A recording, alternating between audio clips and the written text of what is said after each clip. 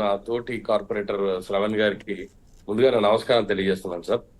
ఆ చాలా క్లియర్ గా కనబడుతుంది.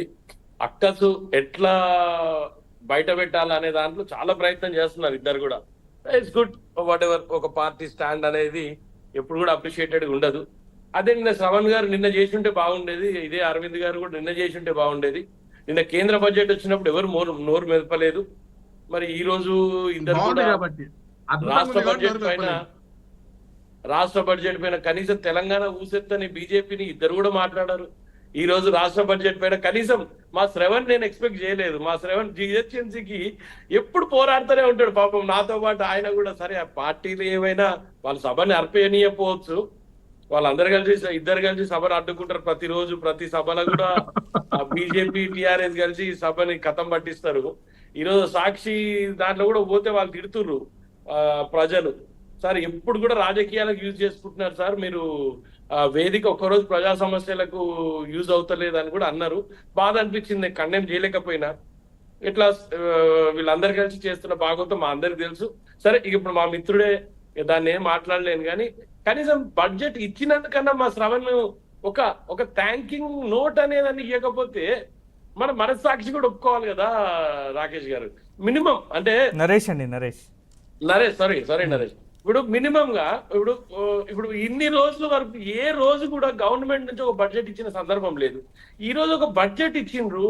ఈ రోజు హైదరాబాద్ కి ఒక బడ్జెట్ అలొకేషన్ జరిగినప్పుడైనా సరే మా శ్రవణు అరే చలో by what ever it is government మా కార్పొరేషన్ కి డబ్బులు ఇచ్చిందనేది మినిమం థ్యాంకింగ్ లేదండి. సి దట్ షోస్ క్లియర్ అక్కస్ అంటే ఎట్లా మేము వ్యతిరేకత వ్యక్తపరచాలి, ఏ రూట్ లో తీసుకురావాలని ప్రయత్నం చేసిండు Shravan. That's good. What ever party stand ఎక్కడ మెచ్చుకోవద్దు. ఎవరు ఏది చేసినా తప్పును తప్పనడం బాగానే ఉంటుంది, కానీ మంచి చేసిన వాళ్ళని కూడా తప్పనడం కొంచెం నాకు ఇబ్బంది అనిపించింది. శ్రవణ్ అట్లాంటి వాడు కాదు, బట్ వాట్ ఎవర్ ఆయన వ్యక్తిగతకే వదిలేస్తాను నేను. కానీ బడ్జెట్ కి ముందుగా మా బట్టి గారికి, మా సీఎం గారికి కృతజ్ఞతలు తెలియజేస్తున్నాను. గ్రేటర్ హైదరాబాద్ తరఫున ఒక ఫ్లోర్ లీడర్ గా కాంగ్రెస్ పార్టీకి నేను ధన్యవాదాలు తెలియజేస్తూ, మా అరవింద్ మిత్రుడు చాలా చెప్పిండు. కేసీఆర్ గారు ఎన్నో చేసిరు దళితులకు అని. ఒక సీఎం చేస్తే అయిపోతుంటాయి కదా. ఇవన్నీ మేము అన్ని అడిగినవే, అన్ని చేసినయే. మేము ఎస్సీ ఎస్టీ సబ్ ప్లాన్ తెచ్చినాం, దానికి తుంగలో దొక్కేసిండ్రు. ఈ రోజు వరకు దాన్ని ఊసెత్తలేదు. దాని బడ్జెట్ కేటాయింపులు వాళ్ళు అప్పుడు ఎంత చేసిండ్రు అనేది ఆలోచన చేసుకోవాలి. మేము ఇచ్చిన 1000 కోట్ల బడ్జెట్ అప్పటి నుంచి అదే బడ్జెట్ ఖర్చు చేసుకుంటూ వచ్చింది తప్ప ఏ రోజు కూడా ఎస్సీ ఎస్టీ సబ్ ప్లాన్ కోసం డబ్బులు పెడదామని ఒక్కరోజు కేసీఆర్ గారికి ఆలోచన రాలేదు. ఈ రోజు గొర్రెలకు ఎన్ని పెట్టినాము, బర్రెలకు ఎన్ని పెట్టినాము అని అడుగుతున్న కేసీఆర్ గారు వాళ్ళ తాపత్రయం వల్ల ఒకటే ఉంది నరేష్ గారు. నా బిడ్డకి బడ్జెట్ లేకపోయా, నా కొడుకుకి బడ్జెట్ లేకపోయా, మా హరీష్ కి బడ్జెట్ లేకపోయా, మా సంతోష్ కి బడ్జెట్ లేకపోయా. చెట్లకు ఎవరు పెట్టాలి, ఇరిగేషన్ కి బడ్జెట్ ఎట్లా ఎత్తుకపోవాలి, మున్సిపల్ అడ్మినిస్ట్రేషన్ ఎట్లా తినాలి, లిక్కర్ మీద ఎట్లా సంపాదించాలి, ఈ 4 అంశాలు బడ్జెట్ లో వాళ్ళకి క్లియర్ కనపడతలేనందుకు మా అరవింద్కి అక్కసు వచ్చిందని నేను అనుకుంటున్నా.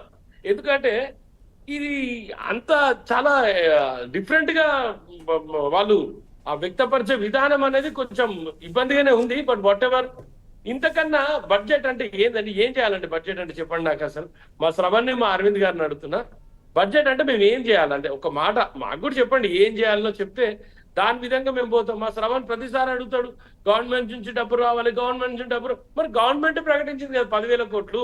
మరి ఇంకెవరన్నా సెంట్రల్ గవర్నమెంట్ నుంచి ఏమైనా 100 రూపాయలకి ఇట్లా తెస్తారా, ఇట్లా కిషన్ రెడ్డికి ఇట్లా నిన్న మొన్న.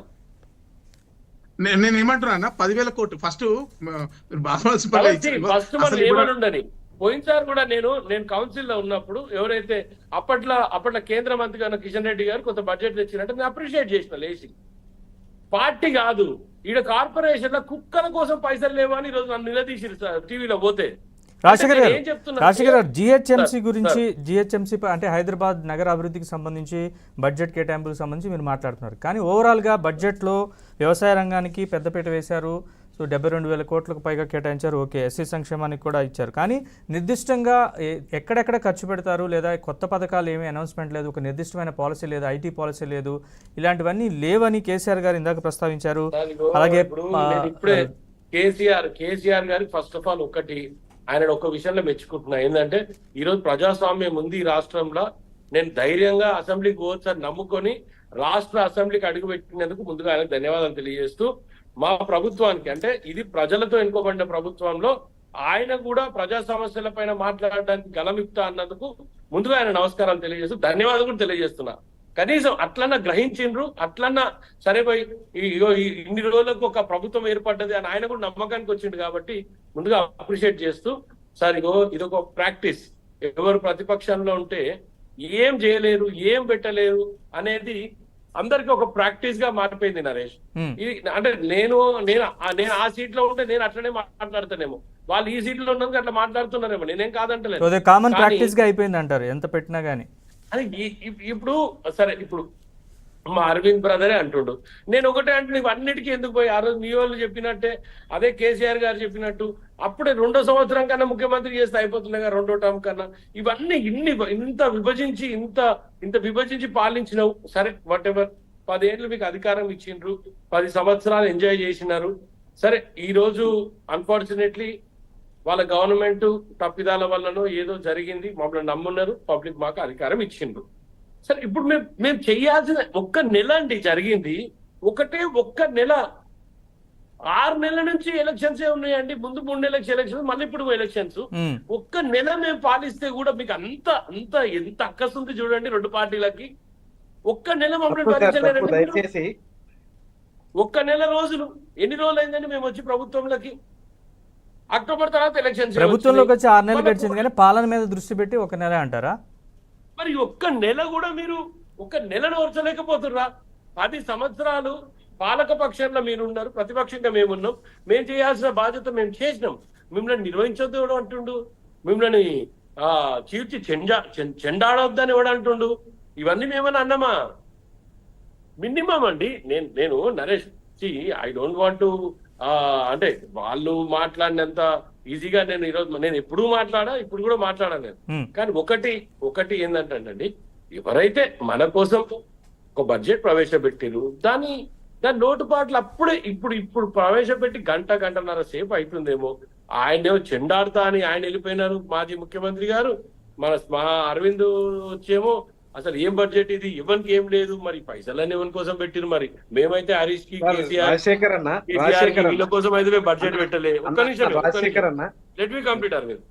అదే విధంగా మా శ్రవణ్ సోదరుడు నిన్నటి వరకు ఒక్క మాట మాట్లాడిపోయారు ఇద్దరు.